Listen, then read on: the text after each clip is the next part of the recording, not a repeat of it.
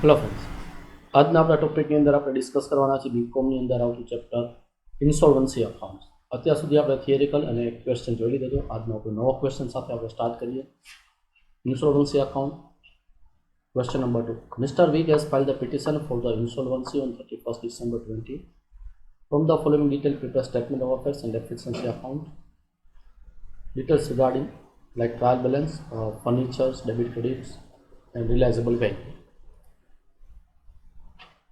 Other details: Mr. Vick started his business before 3 years, and in the first year he made the profit 7,500, but in second and third year he made a loss of 9,000 and 12,000 respectively. During this period, 3 years, his drawing amount to 12,000.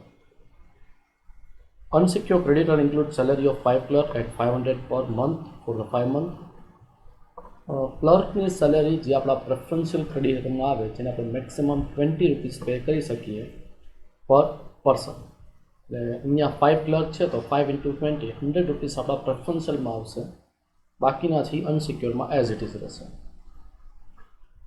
A credit of 900 including a creditor relinquish his claim in favor of Mr. V.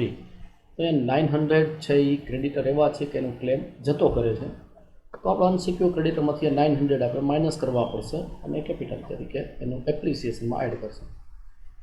Liability on discounted bill discounted 10,500 out of which 4,500 were expected to pay.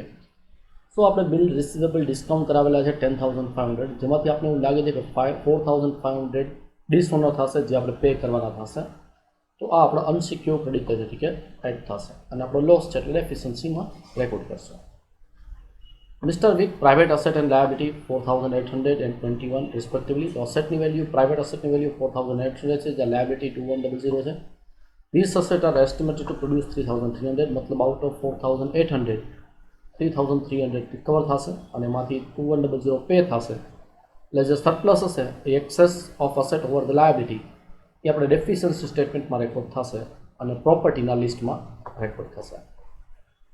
રિસીવર્સ expense are estimated two બી 600, જે આપણો expense છે એટલે પ્રોપર્ટીમાંથી આપણી પાસે જે case available હોય realise case એમાંથી આ માઇનસ થશે અને ડેફિશિયન્સી સ્ટેટમેન્ટમાં લોસ તરીકે રેકોર્ડ કરશે. હવે અહીંયા આપણે સર્ટેન વર્કિંગ કરવાની થાય તો પેલા ફર્સ્ટ વર્કિંગ કરી નાખીએ. જેમ કે આપણે અનસિક્યોર ક્રેડિટરવાળી છે તો આપણી પાસે અનસિક્યોર ક્રેડિટર કેટલા છે? અહીંયા ક્રેડિટર્સ છે 37,800. So calculation of initial capital and creditors. તો ફર્સ્ટ અહીંયા જે ઇનિશિયલ કેપિટલ આપણે કેલ્ક્યુલેટ કરવાની છે, અહીંયા જે આપી છે ફર્સ્ટ પેરેગ્રાફમાં, મિસ્ટર વિક સ્ટાર્ટેડ બિઝનેસ યસ, તો એ ટાઈમે એની પાસે પ્રોફિટ હતો અને લોસ હતો. તો આપણે ઇનિશિયલ કેપિટલ કેલ્ક્યુલેટ કરવી હોય તો closing capital minus profit plus loss and drawing આ પ્રમાણે આપણે મળી જશે. જે આપણા સ્ટેટમેન્ટમાં આપણી પાસે કેપિટલ છે 27,000 કેપિટલ. પછી પ્રોફિટ વાત કરીએ તો પ્રોફિટ ફર્સ્ટ યરમાં 7,500 પ્લસ થશે અને લોસ સેકન્ડ અને થર્ડ યરમાં લોસ છે 9,000 એન્ડ 12,000. 9,000 પ્લસ 12,000 એટલે 21,000 અને ડ્રોઈંગ છે 12,000, એટલે આપણે 52,500 આપણે ઇનિશિયલ કેપિટલ મળી જશે. અને આ બધી ડિટેલ્સ આપણે લખવાની થશે ડેફિશિયન્સી અકાઉન્ટ્સમાં. હવે આપણે અનસિક્યોર ક્રેડિટરની વાત કરીએ તો સેકન્ડ પેરેગ્રાફ અનસિક્યોર ક્રેડિટર માટેનો છે. આપણી પાસે અનસિક્યોર ક્રેડિટર્સ છે 37,800 calculation of unsecure creditor. Unsecure creditor 37,800, જેમાં આપણે એડજસ્ટમેન્ટની વાત કરીએ તો 2 એડજસ્ટમેન્ટ છે. ફર્સ્ટ કે ક્લર્ક સેલેરી આપણા પ્રેફરન્શિયલ ક્રેડિટરમાં કવર થાય. So less preferential creditor 5 clerk × 20 maximum payment છે એઝ પર ધ લો, એટલે 100 માઇનસ થશે. પછી આપણે એવું કીધું છે કે ભાઈ 900 રિલિંક્વિશ મતલબ જતા કરી દેવા, છોડી દેતા, ગીવ અપ. તો ક્રેડિટરે એના 900 જતા કર્યા જે આપણે પે કરવાના નહીં થાય, તેઓનો નો પ્રોફિટ છે એટલે એમાંથી આપણે માઇનસ કરશું. એટલે નેટ આપણા અનસિક્યોર ક્રેડિટર 36,800 આપે છે. હવે અહીંયા આપણે ડિટેલ્સમાં એ પણ આપ્યું છે private asset and private liability. તો આપણે એક્સેસ છે એ આપણે કેલ્ક્યુલેટ કરી નાખીએ. Excess of personal asset, realise value of assets 3,300, જે આપણે અહીંયા રિકવર ડિટેલ આપી છે. લેસ પર્સનલ લાયબિલિટી આપણી 2,100, એટલે બેલેન્સ આવશે 1,200. આ આપણે પ્રોપર્ટી નું લિસ્ટ ઈમાં રેકોર્ડ કરશું અને કેપિટલમાં ઇન્ક્રીઝ થશે. ક્લિયર? હવે રિક્વાયરમેન્ટ પ્રમાણે આપણે સ્ટેટમેન્ટ ઓફ અફેર્સ બનાવવાનું છે. તો સ્ટેટમેન્ટ ઓફ અફેર્સ આપણે બનાવી નાખીએ અને ડેફિશિયન્સી અકાઉન્ટ બનાવવાનું છે. તો ડેફિશિયન્સી અકાઉન્ટ. હવે ફર્સ્ટ આપણે ઓલરેડી અહીંયા અનસિક્યોર ક્રેડિટરની વર્કિંગ લખેલી છે, તો પહેલાં આપણે એને રેકોર્ડ કરી નાખીએ. અનસિક્યોર ક્રેડિટર 36,800 છે, જે સ્ટેટમેન્ટ ઓફ અફેર્સમાં આપણે રેકોર્ડ કરી નાખીએ. 36,800 ગ્રોસ લાયબિલિટી ક્રેડિટર્સ અને 36,800 નેટ પે કરવાના. સાથે સાથે ત્યાં આપણી પાસે અહીંયા પ્રેફરન્શિયલ ક્રેડિટર પણ છે. તો એ પ્રેફરન્શિયલ ક્રેડિટર પણ આપણે લખી નાખીએ, જે લાસ્ટમાં આવે છે સ્ટેટમેન્ટ ઓફ અફેર્સમાં. એટલે સેકન્ડ પેજમાં આપણે લખી નાખીએ preferential creditor as per list D 100, preferential creditor 100 less paid as per contra, જે આપણે માઇનસ કરીને શો કરશું. અને સામેની side less preferential creditor paid as per contra 100 આપણે અહીંયા રેકોર્ડ કરી નાખશું. ક્લિયર? તો અહીંયા આપણા પ્રેફરન્શિયલ ક્રેડિટર થઈ ગયા. રિલિંક્વિશ ક્લેમ, તો એક ઇફેક્ટ અહીંયા આવશે અને આની સેકન્ડ ઇફેક્ટ આપણે રેકોર્ડ કરવાની થશે ડેફિશિયન્સી અકાઉન્ટ્સમાં. ડેફિશિયન્સી અકાઉન્ટ્સમાં આપણે આ કેપિટલ્સની પણ ડિટેલ લખવાની છે. તો કેપિટલની ડિટેલ અને રિલિંક્વિશ ક્લેમ બધું એક સાથે આપણે લખી નાખીએ. ઓપનિંગ કેપિટલ 52,500 અહીંયા જે આપણે કેલ્ક્યુલેટ કરી. પછી હવે આપણો પ્રોફિટ છે 7,500 પ્રોફિટ ડેફિશિયન્સી અકાઉન્ટ્સમાં. પછી છે લોસ 9,000 પ્લસ 12,000 એટલે 21,000. તો લોસ 21,000 અને ડ્રોઈંગ 12,000 ડેફિશિયન્સી અકાઉન્ટમાં ડ્રોઈંગ્સ 12,000. અને આ જો રિલિંક્વિશ ક્લેમ છે જે કેપિટલમાં ઇન્ક્રીઝ થાય એટલે left hand side relinquish claim 900. Yes.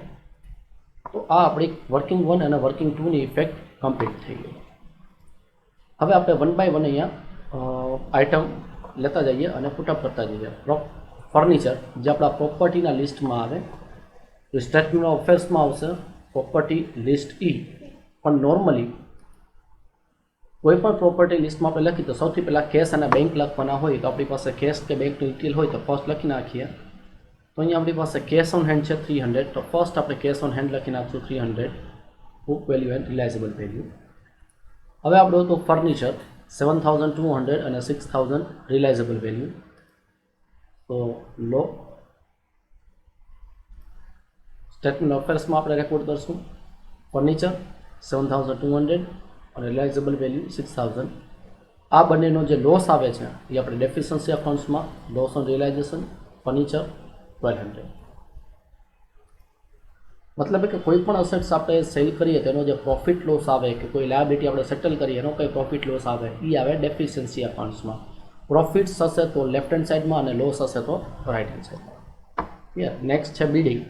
પણ બિલ્ડિંગમાં અહીંયા બેંક ઓવરડ્રાફ્ટ છે, તો બિલ્ડિંગની વેલ્યુ આપણી છે 28,500, એની સામે બેંક ઓવરડ્રાફ્ટ છે 16,500 અને રિયલાઇઝેબલ વેલ્યુ છે 21,000. તો અહીંયા ફુલ્લી સિક્યોર ક્રેડિટરમાં આવશે.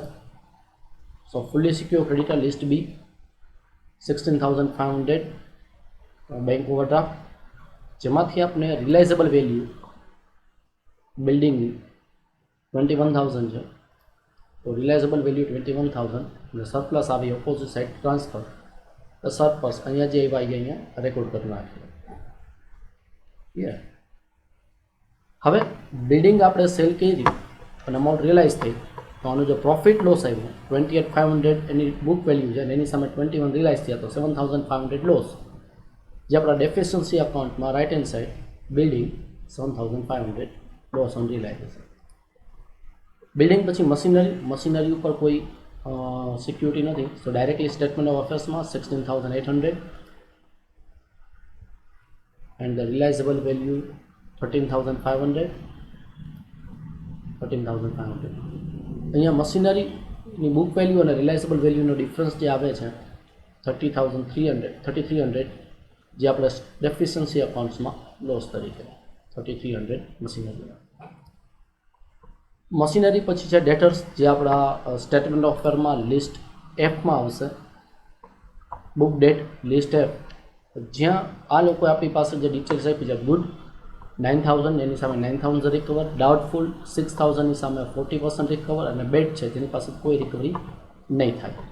તો સ્ટેટમેન્ટ ઓફ અફેર્સમાં પહેલાં વેલ્યુ લખી નાખીએ. Good ડેટર 9000 as it is, doubtful 6000 એની સામે 2400 રિકવર થશે, બેડ કાંઈ રિકવર નહીં થાય. હવે અહીંયા જે આપણો લોસ છે રિકવરીનો, જેમ કે 6000 માઇનસ 2400 એટલે 3600 પ્લસ 7500, એ આપણે ડેફિશિયન્સી સ્ટેટમેન્ટમાં bad debt as per list F 11100, બરાબર, આ લોસ આપણો અહીંયા રેકોર્ડ થઈ જશે. કેવી રીતે આવ્યો હતો કે આ બેનો ડિફરન્સ 3600 પ્લસ 7500 એટલે 11100. ડેટર્સ પછી છે કેશ ઓન હેન્ડ, જે આપણે ઓલરેડી રેકોર્ડ કરી નાખ્યું છે. બિલ રિસીવેબલ, જે આપણા સ્ટેટમેન્ટ ઓફ અફેર્સમાં આવશે, અસેટ સાઇડ લિસ્ટ જી. તો બિલ્સ રિસીવેબલ જેની બુક વેલ્યુ બિલ્સ રિસીવેબલની 1800 છે, એની સામે રિયલાઇઝ 1500 છે. સો 1800 એન્ડ 1500 અને ડિફરન્સ જે આવે છે 300, એ આપણો લોસ છે, જે ડેફિશિયન્સી સ્ટેટમેન્ટમાં 300, બેડ ડેટ ઓફ BR 300. પછી છે સ્ટોક. તો સ્ટોકમાં અહીંયા ક્રેડિટર્સ છે લિયનનું, એટલે સ્ટોક ઉપર પણ ક્રેડિટર્સ છે. તો અહીંયા સ્ટોકની વેલ્યુ 30,000 છે, 33 રિલાઇઝેબલ વેલ્યુ છે, એની સામે ક્રેડિટર્સ છે આપણા સ્ટોકના 39,000, મતલબ પાર્ટલી સિક્યોર ક્રેડિટર્સમાં આવશે. તો પાર્ટલી સિક્યોરમાં આવશે તો પહેલાં આપણે લખવા પડશે creditor lien on stock 39,000. Statement of અફેર્સમાં પાર્ટલી સિક્યોર ક્રેડિટર 39,000 ક્રેડિટર્સ છે, અને એની સામે રિલાઇઝેબલ વેલ્યુ ઓફ સ્ટોકનું રિલાઇઝેબલ વેલ્યુ 33,000 માઇનસ કરીએ ડિફરન્સ થઈ આઉટરમાં. હવે પ્રોફિટ લોસ ઓન સ્ટોક. તો 30,000 બુક વેલ્યુ છે, 33માં સેલ થયો, મતલબ 3,000નો પ્રોફિટ. તો આપણે ડેફિશિયન્સી સ્ટેટમેન્ટમાં left hand side profit on sale of stock 3,000. Then after stock other assets 13,200 and 9,000. તો first statement of affairs 13,200 and 9,000. Difference આપણો લોસ છે. ડેફિશિયન્સી અકાઉન્ટ્સમાં આપણે રેકોર્ડ કરશું. અહીંયા લોસ આપણો આવે છે 13,200 minus 9,000, other asset 4,200 loss. Other assets પછી વાત કરીએ creditors. Already taken care, creditor on lien taken care, bank overdraft taken care, capital already taken care. Trial બેલેન્સની ડિટેલ કમ્પ્લીટ થઈ ગઈ છે. અધર ડિટેલ્સની ચેક કરીએ તો અધર ડિટેલ્સમાં આપણી પાસે છે ફર્સ્ટ પેરેગ્રાફમાં એને બિઝનેસ સ્ટાર્ટ કર્યો તો કેપિટલ ડ્રોઈંગ ડિટેલ્સ જે ઓલરેડી આપણે રેકોર્ડ કરી લીધી છે. અનસિક્યોર ક્રેડિટરમાં 5 પ્રેફરન્શિયલ ક્રેડિટર હતા, જે આપણે ઓલરેડી પ્રેફરન્શિયલ ક્રેડિટર્સમાં રેકોર્ડ અહીંયા કરી નાખ્યા હતા સ્ટેટમેન્ટ ઓફ અફેર્સમાં. પછી છે 900 relinquish already recorded. Liability on bill discounted 10,500 out of which 4,000 were expected to pay. તો અહીંયા 4,500 આપણે એક્સપેક્ટેડ ટુ પે છે, તો એ આપણા અનસિક્યોર ક્રેડિટરનો પાર્ટ બનશે, જે સ્ટેટમેન્ટ ઓફ અફેર્સમાં આવશે. 4,500 બિલ રિસીવેબલ ડિસ્કાઉન્ટેડ 4,500, અને આ આપણો લોસ છે, એટલે લોસ આવશે ડેફિશિયન્સી અકાઉન્ટ્સમાં. Loss on bill discounted dishonour 4,500. એના પછીની ડિટેલ્સ ચેક કરીએ તો લાસ્ટ પેરેગ્રાફમાં છે private asset and private liability, જેની આપણે ઓલરેડી અહીંયા વર્કિંગ કરેલી છે 1,200. તો આ 1,200 આપણા પ્રોપર્ટીમાં આવશે, એટલે સ્ટેટમેન્ટ ઓફ અફેર્સમાં આવશે. પર્સનલ અસેટ 1,200, અને એની સેકન્ડ ઇફેક્ટ આપણો પ્રોફિટ છે, એટલે કેપિટલમાં ઇન્ક્રીઝ થશે. તો ડેફિશિયન્સી અકાઉન્ટ્સમાં left hand side personal asset 3,300 realisable value minus liability 1,200. Last receiver expense are estimated 600. Receiver એક્સપેન્સની ઇફેક્ટ આપણે સ્ટેટમેન્ટ ઓફ અફેર્સમાં આપણી પાસે આ જે રિયલાઇઝેબલ વેલ્યુ છે એમાંથી માઇનસ કરવામાં આવે છે. સો લેસ રિસીવર એક્સપેન્સ 600, અને આની સેકન્ડ ઇફેક્ટ ડેફિશિયન્સી અકાઉન્ટમાં લોસ છે, એટલે આપણે રિડક્શન ઓફ કેપિટલ એટલે right hand side receiver expense 600. આ લાસ્ટ લાઇન હતી, એટલે બધું કમ્પ્લીટ થઈ ગયું છે. તો હવે આપણે ફર્સ્ટ સ્ટેટમેન્ટ ઓફ અફેર્સમાં ટોટલ કરીએ તો ફર્સ્ટ રિલાઇઝેબલ વેલ્યુનો ટોટલ કરીએ 300, 13,500, 9,000, 6,000, 1,200 માઇનસ 600, એટલે વેલ્યુ આવે છે 29,400.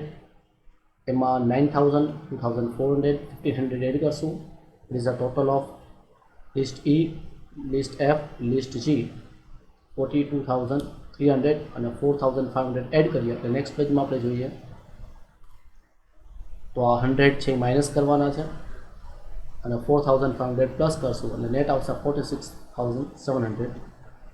હવે આપણે લાયબિલિટી સાઇડનો ટોટલ કરીએ 47300. ફર્સ્ટ આપણે ઓલવેઝ લાયબિલિટી સાઇડનો ટોટલ કરવાનું હોય એટલે લાયબિલિટી સાઇડનો ટોટલ અને એમાંથી આ ડિફરન્સ આપણે જે માઇનસ કરી 47300 માઇનસ 46700 એ ડિફરન્સ આવે છે 300. આ 300 આપણે પુટઅપ કરશું ડેફિશિયન્સી અકાઉન્ટ્સમાં એઝ પર લિસ્ટ એચ.